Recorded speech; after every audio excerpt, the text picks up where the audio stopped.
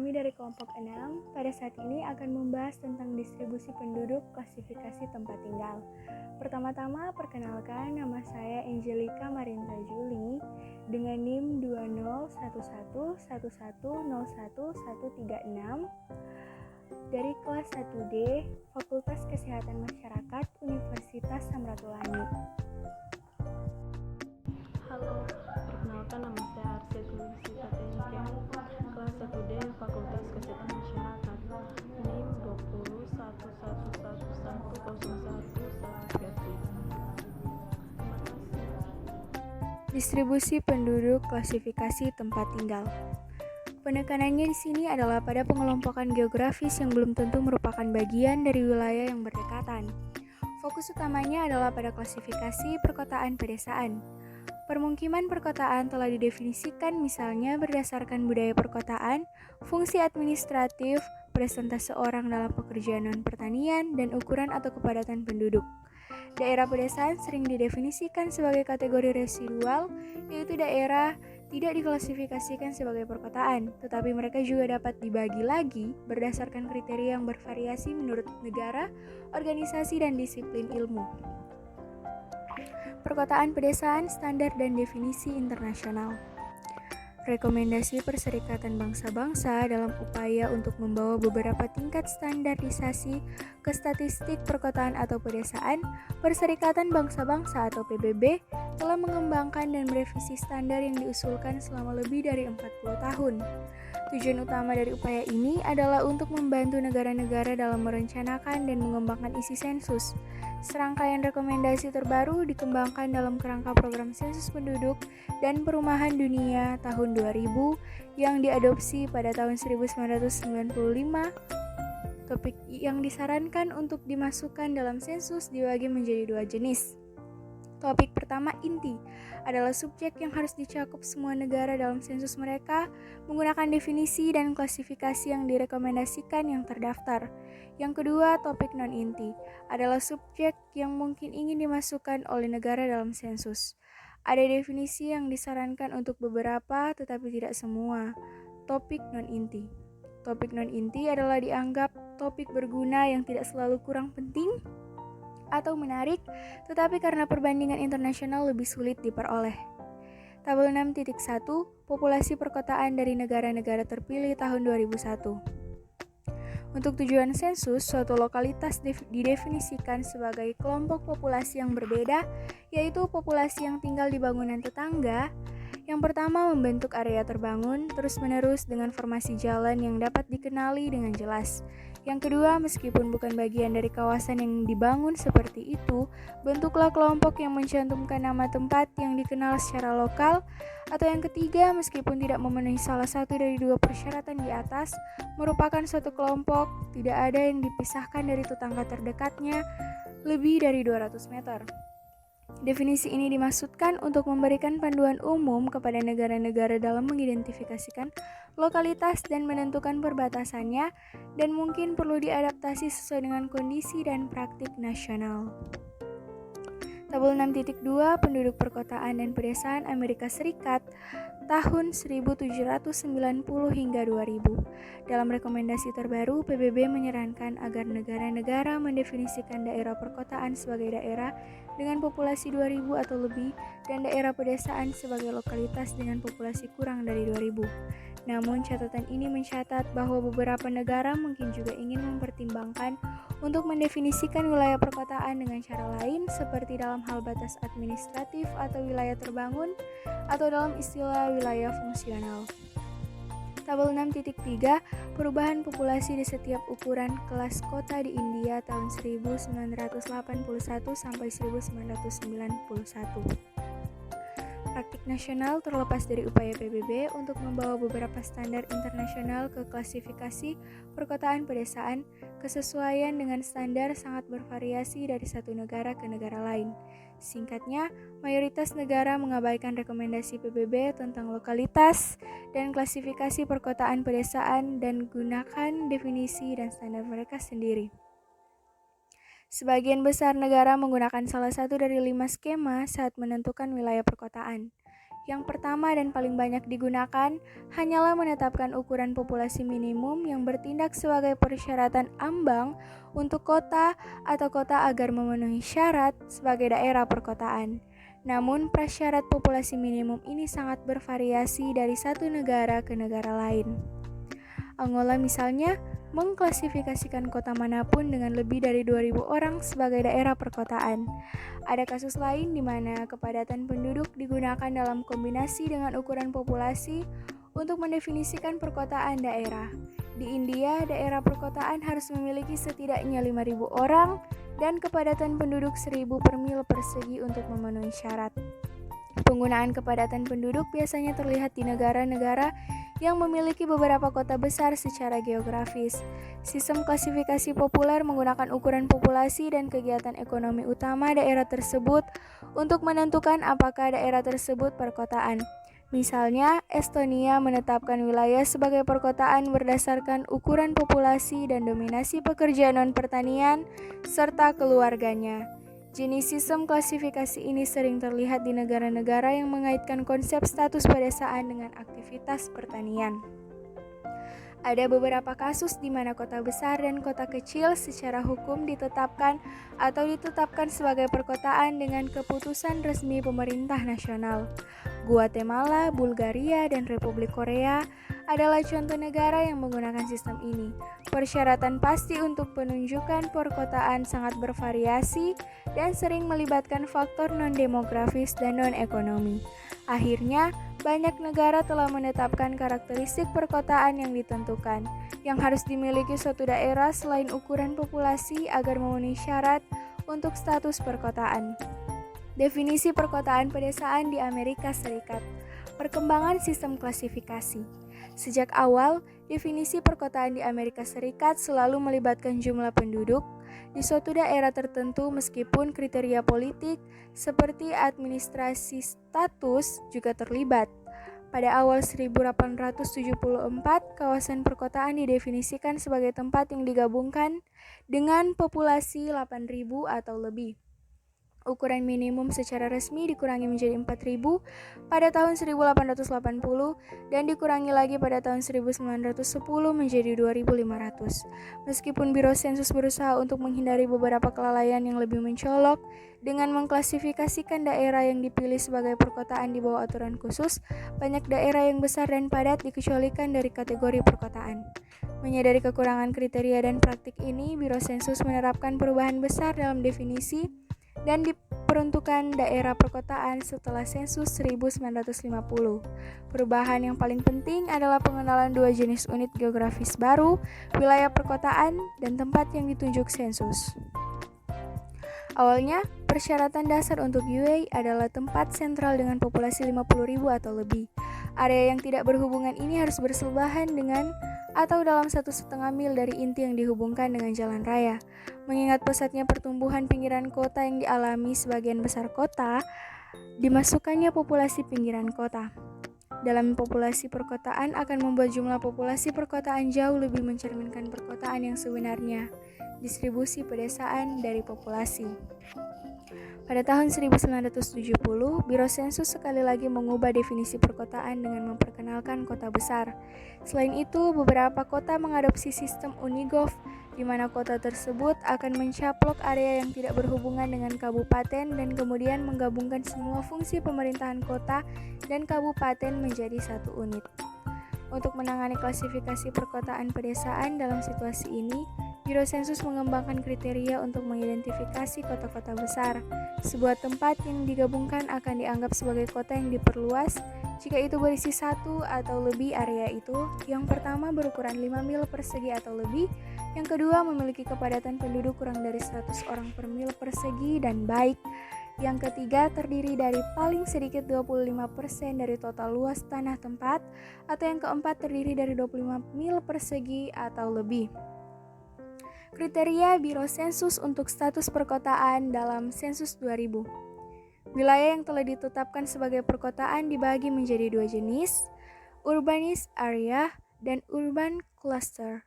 Konsep UC diperkenalkan sehubungan dengan sensus tahun 2000.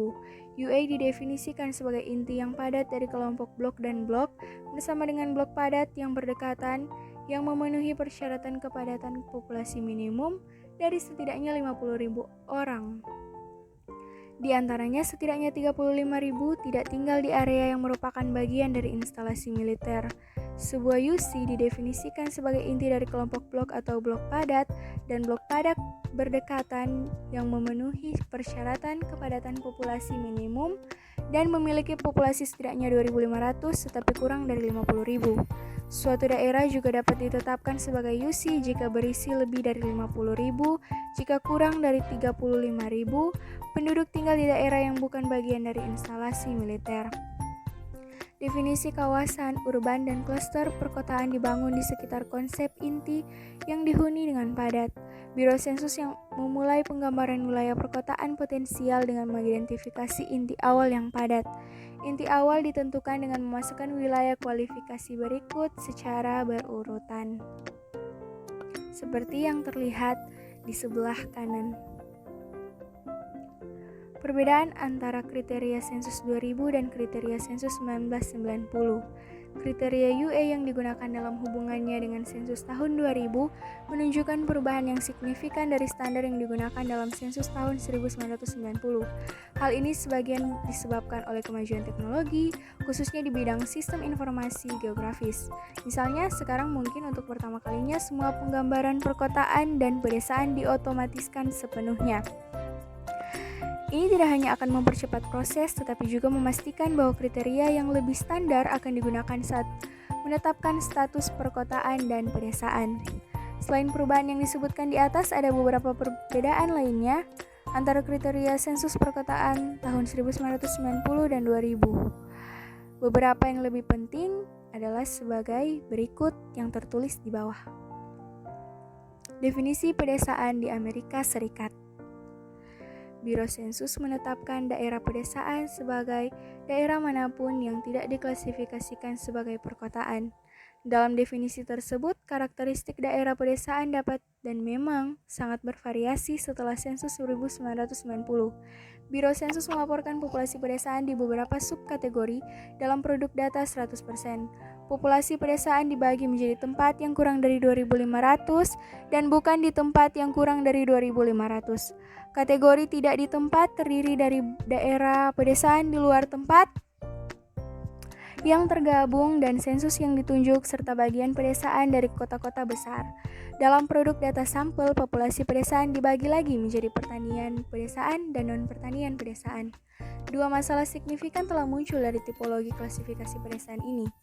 Masalah pertama adalah banyaknya dan penggunaan definisi pedesaan secara lokal.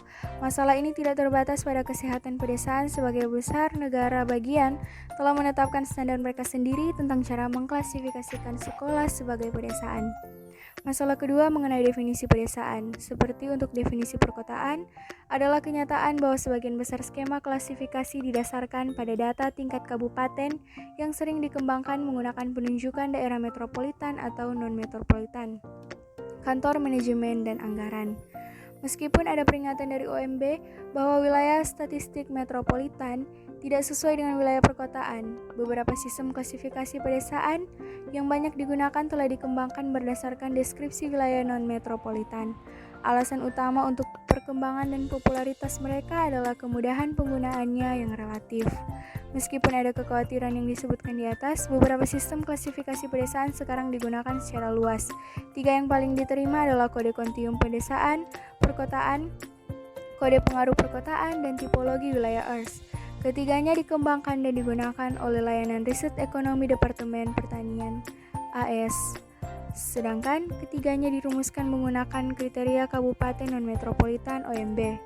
Keberadaan mereka berfungsi untuk menggarisbawahi keragaman skema klasifikasi di daerah pedesaan. Kode kontinuum pedesaan perkotaan yang juga dikenal sebagai kode Beal untuk menghormati ahli demografi Calvin Beal pertama kali dikembangkan pada tahun 1975, kemudian diperbaharui pada tahun 1994 untuk mencerminkan perubahan wilayah metropolitan setelah sensus tahun 1990. Sistem pengkodean ini membedakan kabupaten non-metropolitan berdasarkan tingkat urbanisasi dan kedekatan dengan daerah metropolitan. Kode-kode ini memungkinkan peneliti untuk mengklasifikasikan kabupaten ke dalam kelompok-kelompok yang berguna untuk analisis tren yang melibatkan kepadatan penduduk dan pengaruh metropolitan. Definisi dari kode kontinum pedesaan perkotaan dapat dilihat sebagai berikut. Kode pengaruh perkotaan dikembangkan terutama sebagai alat untuk mengukur beberapa perbedaan dalam peluang ekonomi di daerah pedesaan, mengingat kedekatannya dengan daerah metropolitan. Namun, perbedaan utama sistem ini dari sistem kode kontinum perkotaan pedesaan adalah kenyataan bahwa kode pengaruh perkotaan memperhitungkan ukuran wilayah metropolitan yang berdekatan dengan kabupaten pedesaan. Definisi kodenya adalah sebagai berikut. Tipologi ini didasarkan pada asumsi bahwa pengetahuan dan pemahaman tentang berbagai jenis ekonomi pedesaan dan profil ekonomi dan sosiodemografinya yang khas dapat membantu membuat kebijakan pedesaan. Pada langkah pertama, kabupaten non-metropolitan diklasifikasikan menjadi salah satu dari 6 tipe ekonomi yang saling eksklusif yang paling menggambarkan kegiatan ekonomi utama di setiap daerah. Definisi dan kriteria ke-6 tipe ekonomi tersebut adalah sebagai berikut.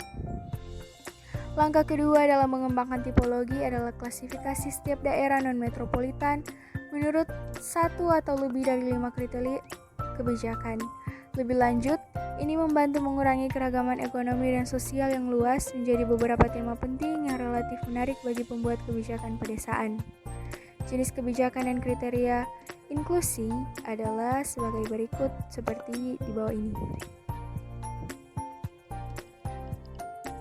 Pengukuran distribusi persentase. Mungkin ukuran yang paling sederhana yang digunakan untuk menggambarkan distribusi populasi adalah distribusi persentase.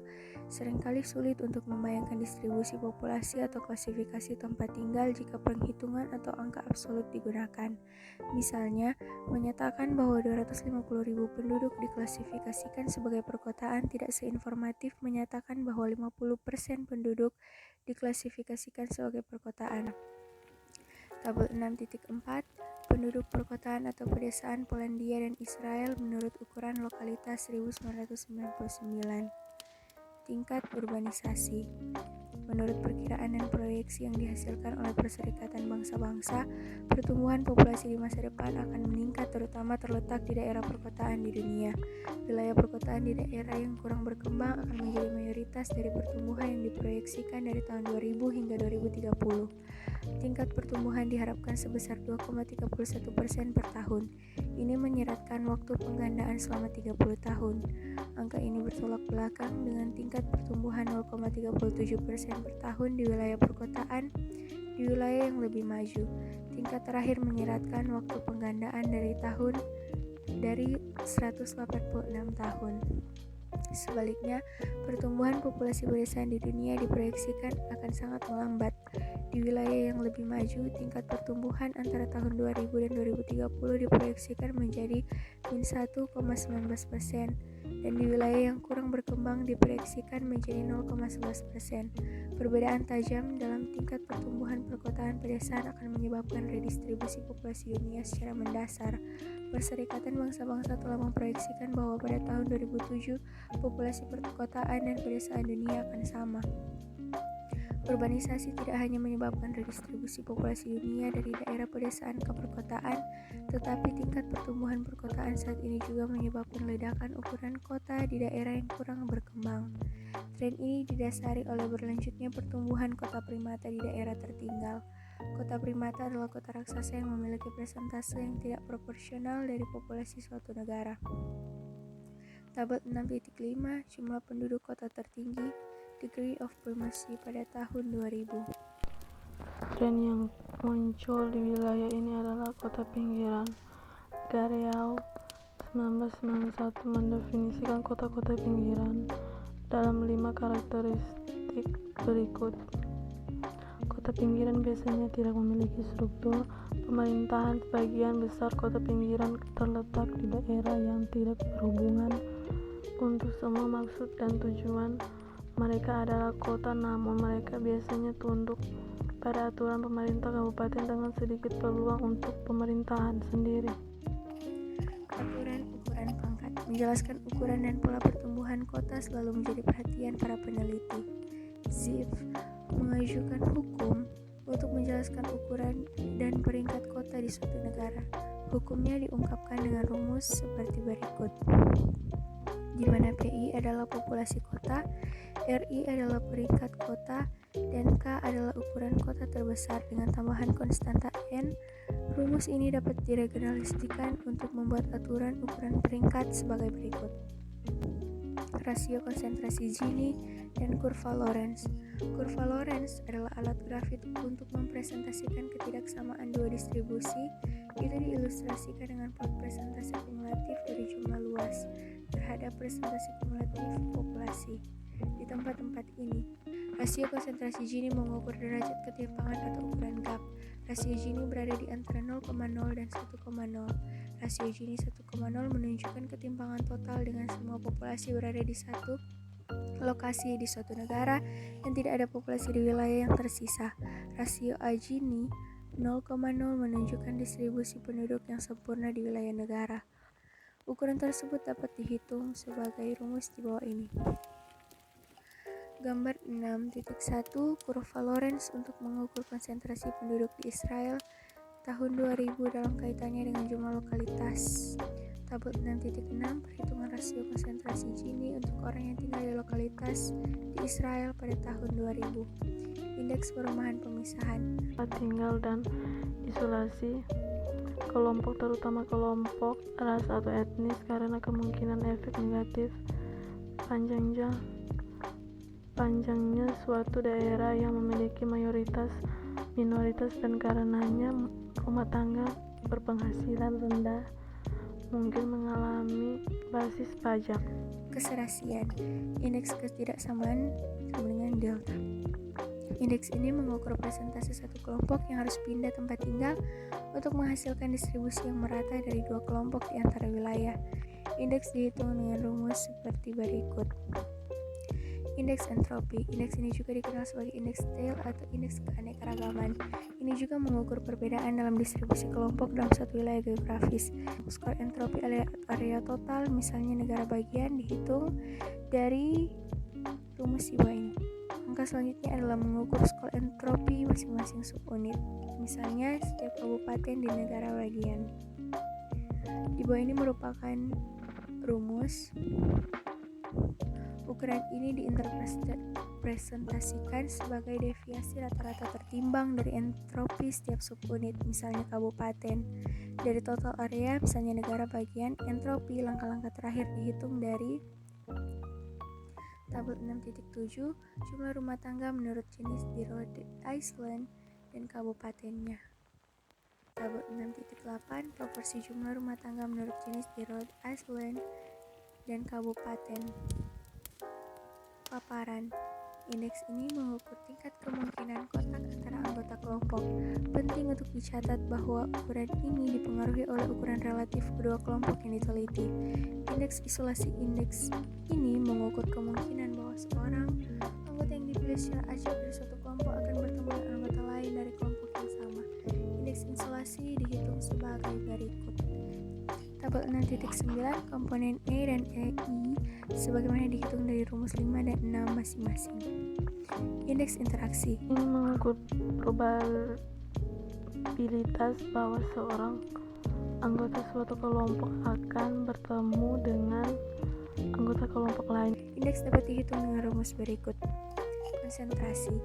Indeks yang dikategorikan sebagai ukuran konsentrasi memperkenalkan gagasan ruang fisik. Jika suatu kelompok memiliki ukuran populasi yang sama tetapi menempati jumlah ruang yang berbeda, kawasan tersebut akan dianggap terpisah. Selain indeks berikut, Massey dan Denton juga telah mengusulkan dua ukuran tambahan, indeks konsentrasi absolut dan indeks konsentrasi relatif yang memperhitungkan distribusi relatif dari berbagai kelompok dalam suatu area.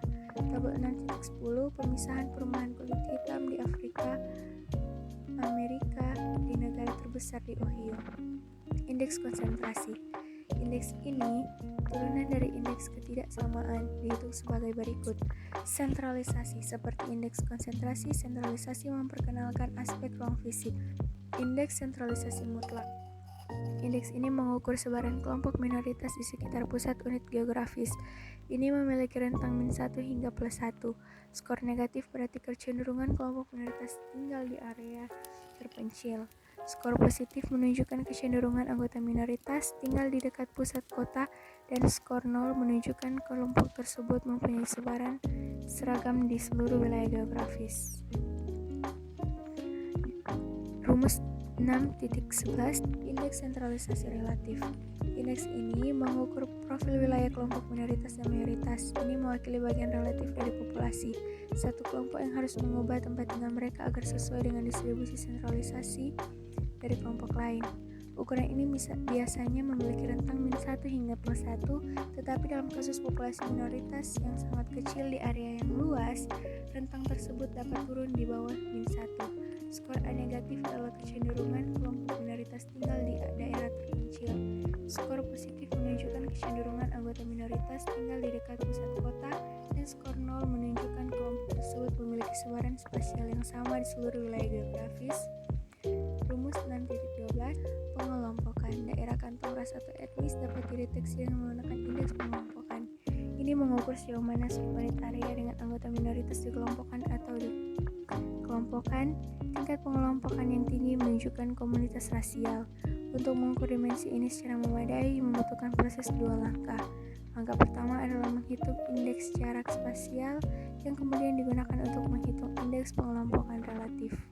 Indeks kedekatan spasial, ukuran ini adalah jarak rata-rata antara anggota kelompok yang sama dan anggota kelompok yang berbeda. Jarak rata-rata antara anggota kelompok yang sama dihitung dengan rumus 6.13, dan jarak rata-rata anggota kelompok yang berbeda dihitung dengan rumus 6.14.